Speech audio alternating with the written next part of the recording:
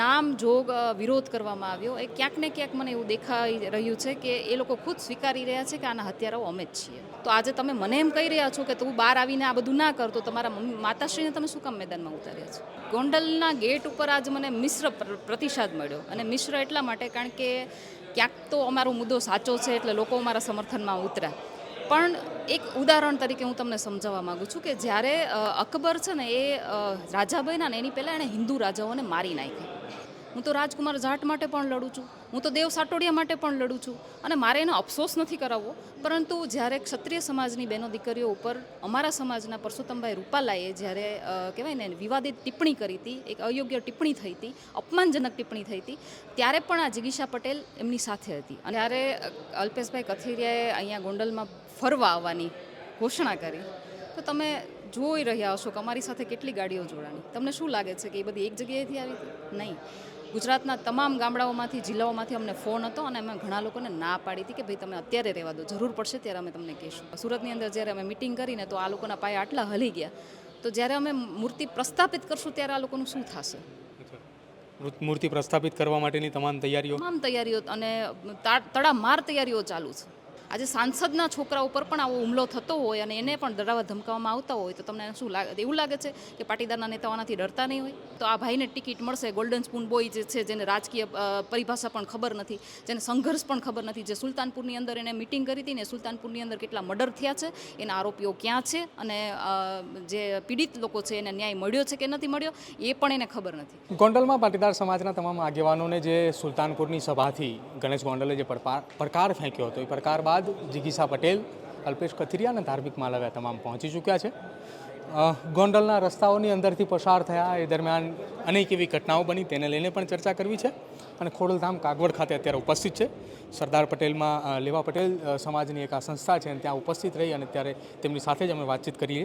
જિગીશાબેન, ગોંડલ ખાતે તમે આવ્યા આજે, પડકાર ઝીલ્યો હતો. જોકે તમે 15-20 દિવસ પહેલાં પણ ગોંડલ આવ્યા હતા. એક મુદ્દો છે ગોંડલની અંદર સતત એ તમે ચર્ચા કરી રહ્યા છો કે વિનુ શિંગાળાની પ્રતિમા સ્થાપિત કરવી.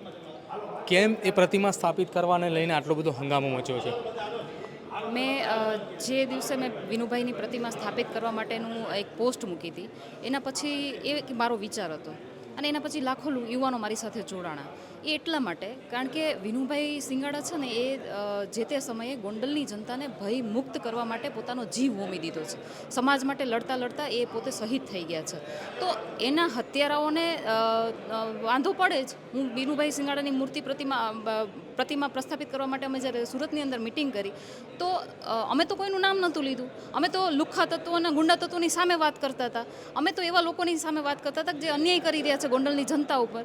પણ એ સુરતની મિટિંગને ધ્યાનમાં રહી અને સુલતાનપુરમાં એક મિટિંગ થઈ અને એ મિટિંગની અંદર નામ જોગ વિરોધ કરવામાં આવ્યો. એ ક્યાંક ને ક્યાંક મને એવું દેખાઈ રહ્યું છે કે એ લોકો ખુદ સ્વીકારી રહ્યા છે કે આના હત્યારાઓ અમે જ છીએ. તમારું નામ લઈને તો માન સન્માન સાથે વાત કરી હતી બહેન તરીકે કે જિગીશાબેન હું તમારી સામે એટલું બધું નહીં બોલું, મા બેન દીકરીઓનું માન સન્માન જાળવું છું એમ.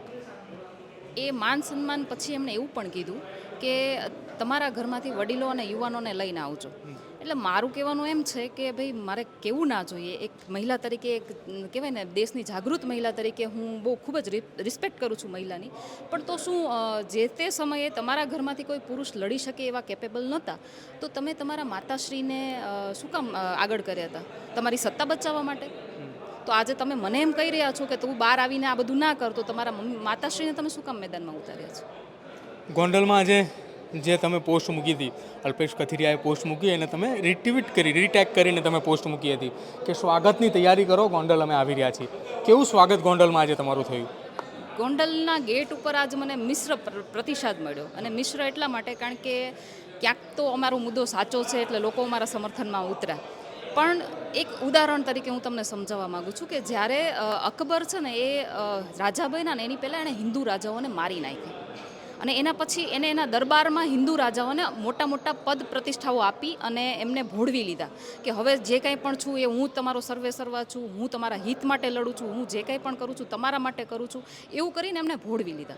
તો આજે હું કોઈને અકબર નથી કહેતી પણ ગોંડલની પરિસ્થિતિ કંઈક આવી છે કે પહેલાં પાટીદારોની હત્યા થઈ, એના પછી આટલી મોટી બહોળી સંખ્યામાં પાટીદાર હોવા છતાં એમને એવી રીતે ભોળવામાં આવ્યા કે ભાઈ તમને ભારતીય જનતા પાર્ટીના પહેલા પ્રમુખનું પદ આપી દઈએ, ચેરમેનનું પદ આપી દઈએ, સરપંચનું પદ આપી દઈએ અને અમે તમારા રક્ષકો છીએ, અમે તમારા હિત માટે વિચારીએ છીએ. અરે ભાઈ, હિત માટે વિચારવાની તમારે જરૂર જ નથી. અમે એટલા સક્ષમ છીએ કે અમારી જાતે અમે બધું કરી શકીએ. ગોંડલની અંદર જ્યારે તમે પ્રવેશ લીધો ત્યારે કેટલાક પોસ્ટરો બેનરો પણ હતા. એ બેનરોમાં એક બેનર એવું પણ હતું કે જે છેલ્લા 24 કલાકથી સોશિયલ મીડિયામાં વાયરલ પણ થઈ રહ્યું છે કે જાતિવાદી માનસિકતા ધરાવતા લોકો એ ગોંડલમાં આવી રહ્યા છે, જેની સામે ગોંડલની જન આક્રોશ, જનતાનો વિરોધ આ તમામની સામે છે. તો આજે મારે એ લોકોને એટલું જ કહેવું છે કે જાતિવાદી માનસિકતા કોની? હું તો રાજુભાઈ સોલંકીના છોકરા માટે પણ લડું છું, હું તો રાજકુમાર જાટ માટે પણ લડું છું, હું તો દેવ સાટોડિયા માટે પણ લડું છું.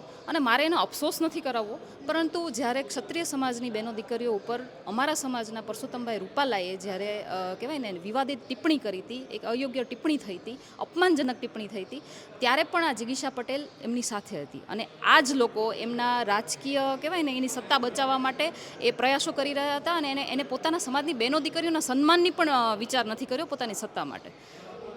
પાટીદાર અનામત આંદોલન સમિતિ એક એક્ટિવ મોડમાં જોવા મળી છે. શરૂઆત ક્યાંથી થઈ એ સૌ કોઈ જાણે છે. ગોંડલની અંદર બનેલી 2-4 ઘટનાઓ અને જિગીશા પટેલની એક સોશિયલ મીડિયામાં પોસ્ટ કે સ્વર્ગસ્થ વિનુભાઈ સિંગાળાની પ્રતિમા ગોંડલમાં સ્થાપિત કરવી જોઈએ, એવો એક મારો વિચાર છે. આ પ્રકારની એક પોસ્ટ તમે મૂકી હતી ત્યારથી એક અનામત આંદોલન સમિતિ જે વર્ષ 2013, 14 અને 15થી લઈને 17 સુધી જે લડાયક અને આક્રમક મૂડની અંદર જોવા મળતી હતી, એમાંના 5 થી 7 સભ્યો એ એક્ટિવ થઈ ચૂક્યા છે. બાકી ક્યારે થશે અને ક્યારે તમારા સમર્થનમાં આવીને મેદાને ઉતરશે? જ્યારે અલ્પેશભાઈ કથિરિયાએ અહીંયા ગોંડલમાં ફરવા આવવાની ઘોષણા કરી તો તમે જોઈ રહ્યા હશો કે અમારી સાથે કેટલી ગાડીઓ જોડાણી. તમને શું લાગે છે કે એ બધી એક જગ્યાએથી આવી હતી? નહીં. ગુજરાતના તમામ ગામડાઓમાંથી, જિલ્લાઓમાંથી અમને ફોન હતો અને અમે ઘણા લોકોને ના પાડી હતી કે ભાઈ તમે અત્યારે રહેવા દો, જરૂર પડશે ત્યારે અમે તમને કહીશું. એટલે કહેવાય ને કે પાટીદાર અનામત આંદોલન સમિતિ જે છે ને એ તો એક આખું પરિવાર છે. એમને વર્ષો સુધી, 10 વર્ષ સુધી સાથે લડાઈ લડ્યા છીએ. એટલે ક્યારેય પણ કોઈને કંઈ કહેવાય ને કોઈ છમકલું પણ થાય, ક્યારેય કોઈને કંઈક હર્ટ થાય, કોઈ ઈજા થાય ને તો અમે બધા એક થઈને બહાર આવીએ જ છીએ. એ તમે પાયલ ગોટીવાળી ઘટનામાં પણ જોઈ લીધું હશે. આગામી લડત કેવી રહેશે અને શું તૈયારી, શું રણનીતિ આગામી સમયમાં? પહેલાં તો હું એટલું કહેવા માંગીશ કે જ્યારે વિનુભાઈ સિંગાળાની મૂર્તિ પ્રતિમા માટે અમે જ્યારે એક ગોંડલની અંદર સુરતની અંદર જ્યારે અમે મિટિંગ કરીને તો આ લોકોના પાયા આટલા હલી ગયા, તો જ્યારે અમે મૂર્તિ પ્રસ્થાપિત કરશું ત્યારે આ લોકોનું શું થશે? મૂર્તિ પ્રસ્થાપિત કરવા માટેની તમામ તૈયારીઓ અને તડામાર તૈયારીઓ ચાલુ છે. એક સવાલ છેલ્લા 2-4 દિવસથી ગોંડલ હોય, સુરત હોય કે તમામ જગ્યાએ ચર્ચાઈ રહ્યો છે.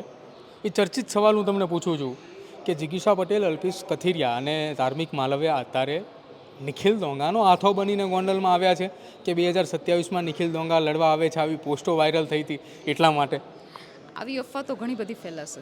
તો બધી અફવાના જવાબ આપવા હું સમર્થન નથી કરતી. બધી અફવાના જવાબ ના હોય. પણ આજ તો મને તો લોકો એ પણ કહે છે કે આજ ચૂંટણીનો કોઈ માહોલ નથી, છતાં પણ હું લોકોનો અવાજ ઉઠાવવા માટે નીકળી છું. મેં તો ખાલી વિનુભાઈ સિંગાળાની પ્રતિમા મૂકવા માટેની વાત કરી, છતાં પણ લોકો એમ કહે છે કે આ બેન નેતા બનવા આવ્યા છે, આને ટિકિટ જોઈએ છે ગોંડલની. એટલે આવી તો અફવાઓ ઘણી બધી રહેવાની છે. એને કેટલા જવાબ આપીશું? બેન, એક છેલ્લો સવાલ તમને પૂછવો છે.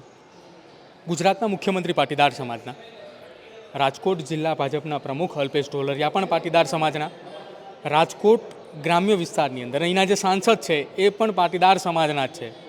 તેમ છતાંય આ તમામ લોકોને તમે રજૂઆત કરી કે ગોંડલની અંદર પાટીદાર સમાજના લોકો સાથે આ પ્રકારની વાતચીતો ચાલી રહી છે, આ પ્રકારનો અત્યાચાર થઈ રહ્યો છે કે તમે જ એ સીધા અહીંયા આવી ગયા છો? તમને શું લાગે છે આ લોકોને નહીં ખબર હોય? આજે હું તમને એક વસ્તુ કહું કે 2017ની અંદર જ્યારે જે છે ભૂતપૂર્વ એમએલએ છે એ ઇલેક્શન નહોતા લડી શકવાના, કહેવાય ને એની ઉપર કેસ હતો એટલે ઇલેક્શન નહોતા લડી શકવાના, તો એ સમયે એમને રમેશભાઈ ધડુકના છોકરાની ટિકિટની વાત ચાલતી હતી અને એને ટિકિટ ના મળે એને ડરાવવા માટે એમને કોઈની પાસે એની પર છરીથી હુમલો કરાવડાવ્યો અને એ આરોપી આજે નિર્દોષ છૂટી ગયો છે. આજે સાંસદના છોકરા ઉપર પણ આવો હુમલો થતો હોય અને એને પણ ડરાવવા ધમકાવવામાં આવતા હોય તો તમને શું લાગે? એવું લાગે છે કે પાટીદારના નેતાઓનાથી ડરતા નહીં હોય? આગામી સમયમાં રાજ્યના મુખ્યમંત્રીને જાણ કરવામાં આવશે કે ગોંડલની અંદર પાટીદાર સમાજના આગેવાનો જ્યારે ગોંડલ મુલાકાત માટે ગયા હતા ત્યારે આ પ્રકારની પરિસ્થિતિનું નિર્માણ થયું, કેમ કે અલ્પેશ કથિરિયા પણ ભારતીય જનતા પાર્ટી સાથે જોડાયેલા છે, ધાર્મિક માલવ્યા પણ ભાજપ સાથે જોડાયેલા છે. સામે પક્ષે અહીંયા ગોંડલની અંદર તમામે જેની સામે તમે જન આક્રોશ, જેની સામે તમે વિરોધ માટે જેના પડકારથી તમે આવ્યા હતા એ પણ ભારતીય જનતા પાર્ટીમાં જોડાયેલા છે. સંગઠનમાં કોઈ જાણ કરવામાં આવશે અથવા મુખ્યમંત્રી સુધી વાત પહોંચશે? 100% હું તો એમ કહું છું કે મારે તો સૌથી પહેલાં મીડિયાના માધ્યમથી જે સરકાર સુધી વાત પહોંચે છે ને એવી તો ક્યારેય નથી પહોંચતી.